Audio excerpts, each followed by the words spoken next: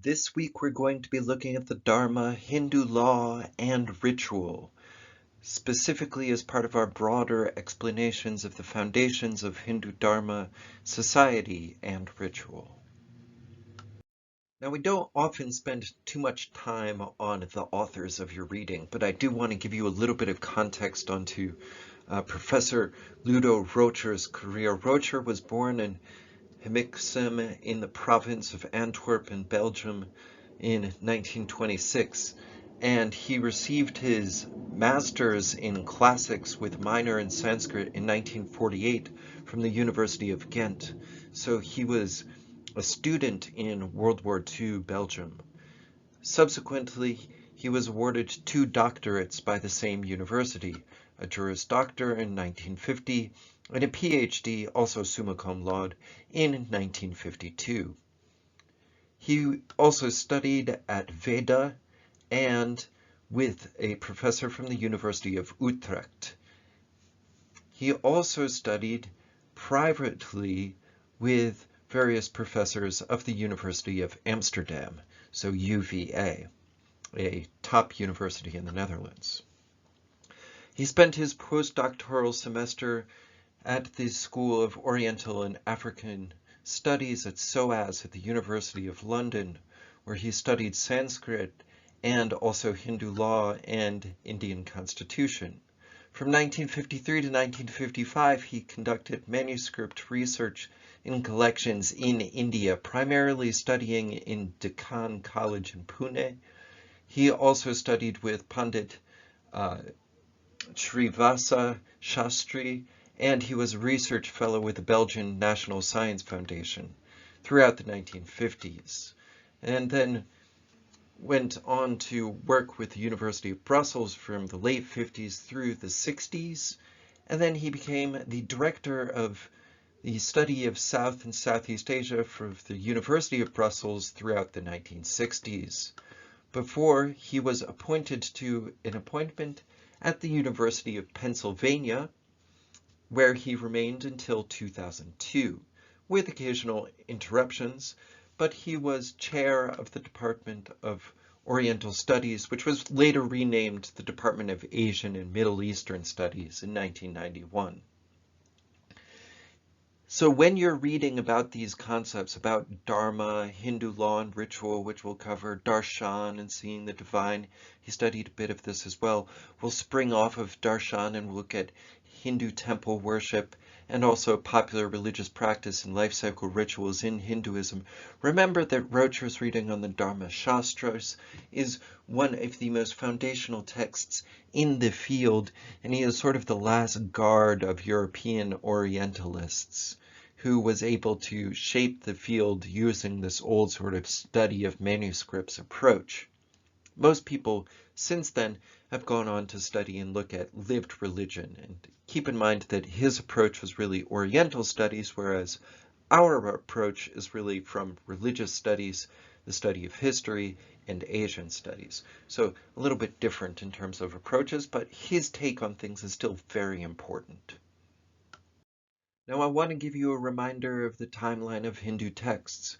When we're speaking about the core of the Vedas, especially the Brahmana and Samhita layers, but also the Aranyaka layer, then we are speaking about 1800 to about 800 before the Common Era. Then the early Upanishads and the Upanishadic layer are sort of built on top of that. But most often, colloquially, when people speak of the Upanishads, they kind of treat it as its own separate thing. Even though it's technically part of the Vedas, it's really Upanishadic religion by that point. Then, layering on top of that, and after that, we get this collection of texts called the Dharma Sutras. These Dharma Sutras are from about 450 to about 100 before the Common Era in terms of their composition. So there's about 20 Dharma Sutras which are known, some surviving into the modern era in just fragments of their original, however. 4 Dharma Sutras have been translated into English, and most remain in some manuscript form. They're sort of passed down. Manuscripts are copied from previous manuscripts and they're passed down through the centuries. all carry the names of their authors, which is notable, but it's still difficult to determine who the original authors are.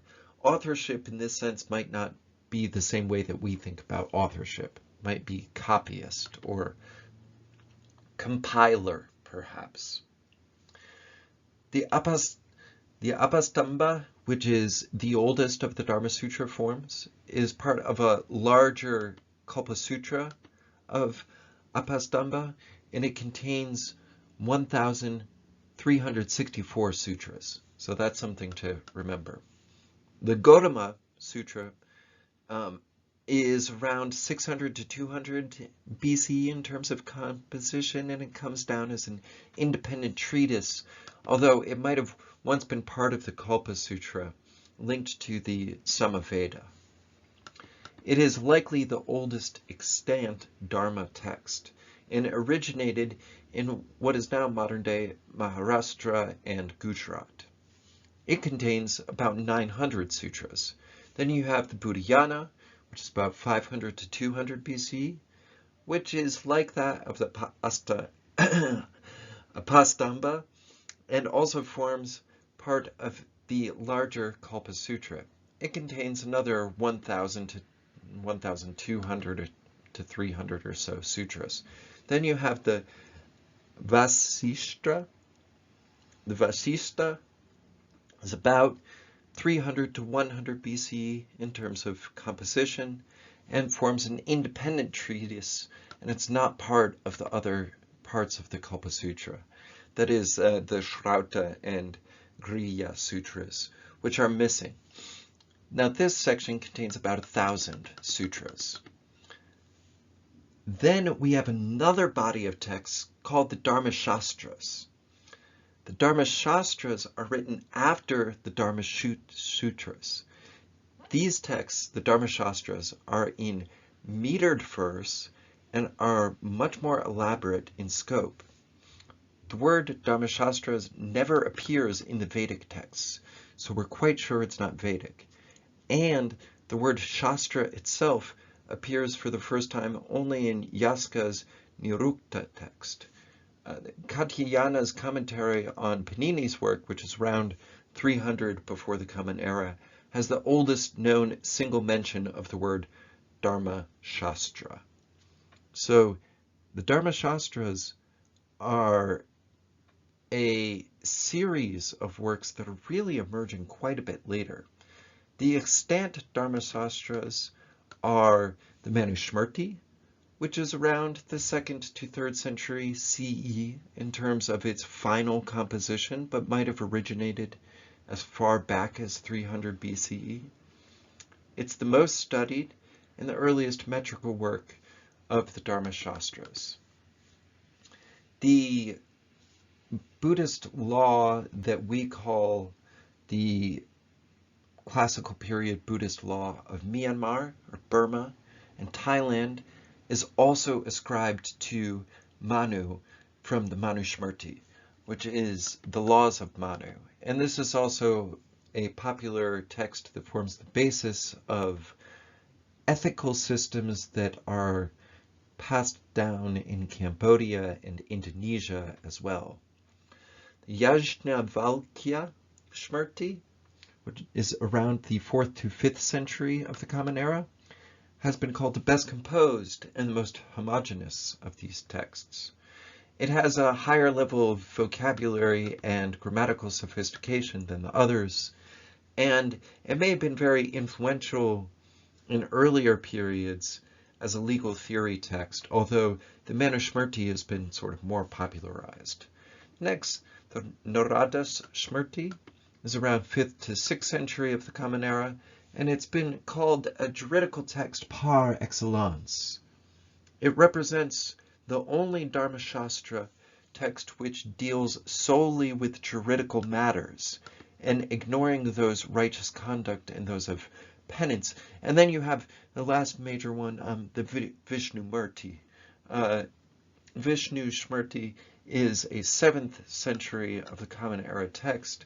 It is one of the latest books of the Dharma Shastras in this particular tradition in Hinduism, and also the only one which does not deal directly with the means of knowing the Dharma, focusing instead on the Bhakti tradition. You also have other important texts, which we'll get to later, the Mahabharata, which originates likely back during the sort of Upanishadic period, and then grows through the 4th century BCE. Then Bhagavad Gita, which is popularized around the 4th century before the Common Era, around the Ramayana, around the same time. And then again, the Mimamsa Sutra, which is around 3rd to 2nd century BCE, or the Arthashastra, which is around the 400 BCE. So you can see that this is really a formative period of Hindu text development, and we're seeing a transition from early Vedic religion to what is debatably called Hinduism according to some scholars and popular interpretations, but by most scholars is really called Vedic religion, an Upanishadic religion, to an emergence out of the Upanishads to what we're getting to start to call Hinduism. By the time that we have the Manusmriti, we are undeniably in a period that scholars will agree is a period of the development of Hinduism. That is absolutely a Hindu text, in other words. Now, I want to speak more broadly about the concept of Dharma Shastras to give you an introduction to them. This genre is a genre of Sanskrit texts that are often interpreted as theological, but they're really more than matters of doctrine. So they're not just theological. To say that they're theological is to ignore a major part of the evidence of them. It refers instead to treatises on the Hindu Dharma. What is the meaning of Dharma? How does one enact Dharma? And so forth. There are many, many, many Dharma Shastras, variously estimated at between 18 and 100, depending on how you count them as either part of one another, part of volumes, or independent. There are different and conflicting points of view in this body of texts as well. Each of these texts exists in many different versions also, and each is rooted in Dharma Sutra texts, which are dated to that period of around the 1st millennium before the Common Era. And they emerged from Kalpa or Vedanga studies in the Vedic era. But this is sort of 2nd to 3rd degree of separation by this point, right? You're talking about the Vedic texts. Then you're getting onto Vedanga and studies of Kalpa. And then you're getting onto an expounding upon them. And then you're getting onto a Dharma Sutra expounding upon that. And then you're getting onto the Dharma Shastras, which are expounding upon the Dharma Sutras. The textual corpus of the Dharma Shastras was composed in poetic verse as part of the Hindu Smritis, constituting divergent commentaries, treatises on duties, responsibilities, and ethics to oneself, one's family, and as a member of society and the cosmos writ large.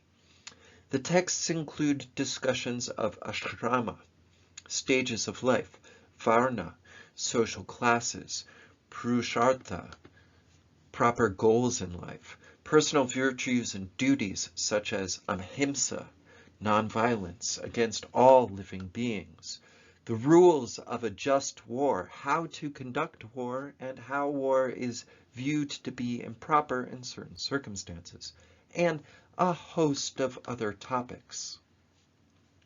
The Dharma Shastras became influential in modern society during the British colonial period as well, when they were formulated into British colonial administrators' understanding of how law should be written down for British India.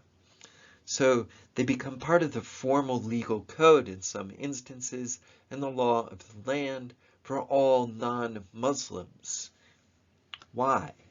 Well, they were applied broadly to Hindus, Jains, Buddhists, and Sikhs in South Asia during the British colonial period, whereas the fatwa al-Amkhiri of Emperor Muhammad Aurangzeb of the Mughal dynasty was already accepted as the law of the land for Muslims and was incorporated into British colonial understandings.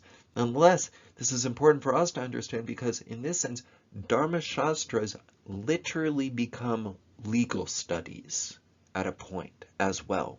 So they have this sort of earlier juridical jurisprudence tradition of ethics and interpretation, and that becomes formally incorporated into the legal code of the modern state at a point also. So let's dig a little bit more deeply into the foundational texts of the Dharma Sutras. The Dharma Sutras were numerous, but only 4 texts have survived into our contemporary understandings.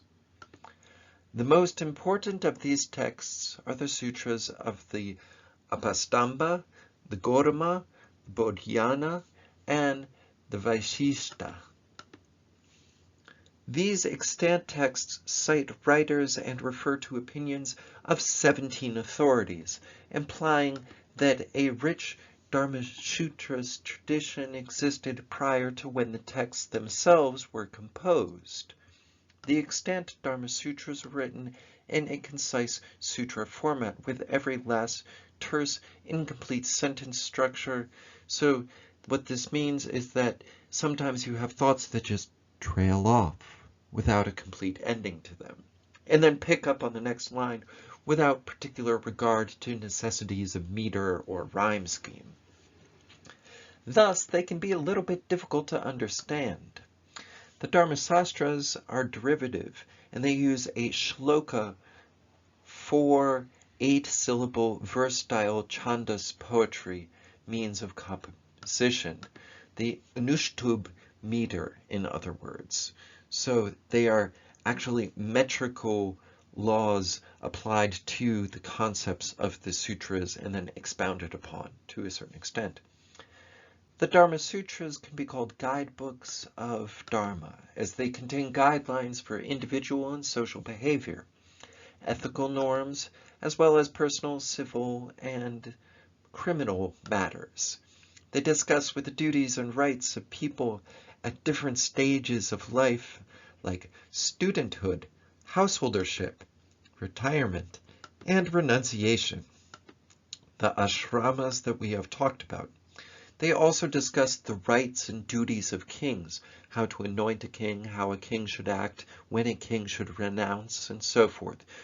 Judicial matters of properties, but not properties in the landed sense, although that's sort of considered, but really the material sense, material wealth, control over labor, and so forth. And then personal law, such as matters relating to marriage and inheritance.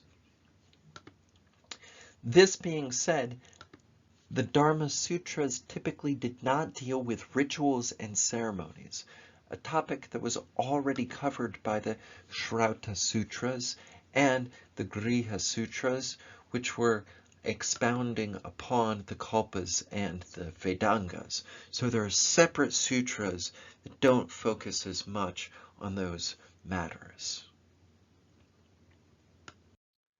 So when we're speaking of the Dharma Sastras, building off of the Dharma Sutras, what does Dharma mean? Well, it's a concept which is central not only to Hinduism, but also Jainism and Buddhism.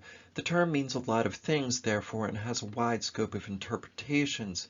The fundamental meaning of Dharma in the Dharma Sutras, as Olivelle has argued, is diverse and includes accepted norms of behavior, procedures within a ritual, moral actions, righteousness, ethical attitudes, civil criminal procedures, legal procedures, penance, punishment, and guidelines for proper and productive living.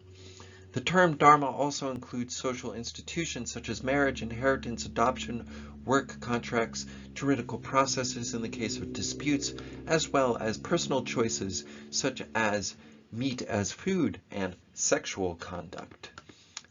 The source of Dharma, scriptures or empiricism, the source of Dharma was a question that loomed in the minds of Dharmic text writers, and they tried to seek where guidelines for Dharma could be found.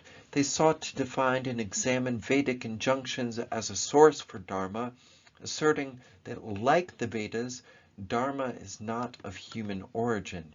This worked for rituals, related rules, but in all other matters this created numerous interpretations with different derivations.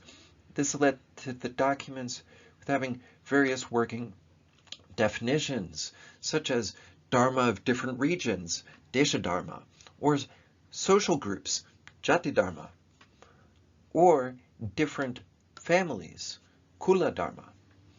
The authors of Dharma Sutras and Dharma Shastras admit that these dharmas are not found in the Vedic texts. They are part of Hinduism, but they're not Vedic. So Hinduism is taking on a new form during the Dharma period. So this is one of the arguments in favor of, well, Hinduism doesn't really come to be in its present understanding of the term until you have the concept of Dharma to begin with. So no Dharma Sutras, no Hinduism. But regardless, there are people who argue that it's really just transforming Hinduism into a new understanding as well. So this led to an incongruity between the search for legal codes and the Dharma rules when there's sort of this understanding of the epistemic origins of Dharma rules and guidelines that is not found elsewhere. The Hindu scholar Apastamba, in the Dharma Sutra named after him from about 400 BCE, pictured here on the right-hand side of the slide, made an attempt to resolve this potential incongruity. He placed the importance of the Vedic scriptures second, and that of the Samya Charika, or mutually agreed upon and accepted upon customs of practice. Note that emphasis on customs of practice first. So first there's an emphasis on praxis or practice. Apastamba thus proposed that scriptures alone cannot be the source of the Dharma, and the Dharma has an empirical nature, sort of tested out, tried over time. Apastamba asserted that it is difficult to find absolute sources of Dharma in books that are previous or current people. Patrick Olivelle then interpreted this with the understanding that the righteous Dharma and the unrighteous Adharma do not go around saying, here we are, we're right here, nor do gods or Gandharvas or ancestors declare that this is righteous, this is Dharma, and that is unrighteous, that is Adharma. Most laws are based on an agreement between the Aryas, stated Apastamba, giving preference to the Brahmins on what is right and what is wrong. Laws must change with the ages, stated Apastamba, a theory that became known as Yuga Dharma. There's different Dharma for different Yuga. Apastamba also asserted that aspects of Dharma are not taught in the Dharma Sastras but can be learned from women of all classes as well. Apastamba used hermeneutic strategies and asserted that the Vedas once contained all the knowledge, including that of the ideal Dharma, but parts of the Vedas have been lost. So human concepts developed from the original and complete Vedas and were passed down, but some of the Vedic knowledge, some of the Vedic Dharma has been lost. That's part of the reconciliation there. So you have these important concepts, which I will ask you to look up, the Smriti, the Achara, and the Shishta, which you can think about as being important, and leave you with the quote from the Gautama Dharma Sutras. One of the elements of the Dharma Sastras that is most important is the Manusmriti, where you have this concept of society broken down by the holy human into various body parts, the Varnas, the colors or the classes, with Brahmins being the heads at the top of knowledge, the Kshatriyas being the arms and the shoulders, the defense, and the traders, and the Vaishyas being also traders and workers, the sustenance, and the Sudras being workers, the feet, the sustenance of the, the service of all. So you have these different groups, these different classes. Now this is not the caste system yet. The caste system includes varnas and jatis, and we'll get to that later. Now we just have the class system, which is varnas. Written after the Dharma Sutras, the Dharma Shastras, of course, include these various elements of various texts, but it's important for us to recognize that you also have important rules of action that are incorporated into all of these texts. And these include like injury from sexual crimes, robbery, safety, as well as much broader concepts. When we get to the last Dharma Shastra, the Vishnu Smriti, this is one of the latest books of the Dharma Shastra tradition, which focuses not directly on means of knowing the Dharma, but marks a transition towards instead focus on bhakti tradition. So for your discussion post, go ahead and focus on these questions. How do you see Dharma as related to ritual? How could we connect notions of Dharma to ritual? That could be one sort of thread. Then for another thread, let's assume there are varnas, classes. Are rituals different for different varnas, and how? Use your knowledge of the Hindu concepts that we have discussed so far in the history of Hinduism or Vedic religion so far, and go ahead and make a quick post, and then let's move on.